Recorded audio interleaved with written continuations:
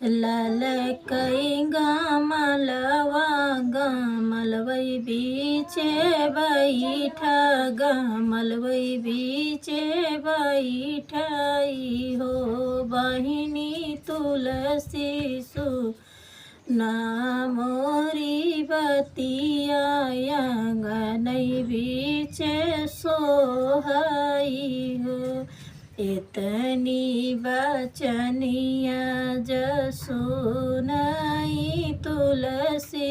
आंगन बीचे बैठई राधा से अरज करई हो राधा हम यही घरवा के रानी तुम्हिनी यहू सौतन हो तुही पहिरा लाल की साड़िया उरी चुनरिया उरी पियरिया हो तुलसी चल चल हरि संगे ब्याह बसवत बनी रहत्यु महलिया तू घूमत्यु आंगन बीच डोलत्यु हो लाल हरियर तोहरई पतिया आंगन बीच सोहई आंगन बीच सोहई हो तुलसी हरि संगे तू ही रहत्यु नयन बची डोलत्यु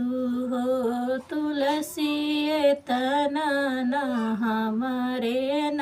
दुखिया सवत बनी रहत्यु हो जाऊ होई है आज रूक माड़ी संगे नाही रहत्यु हरि संग ना ब्याहत्यु हो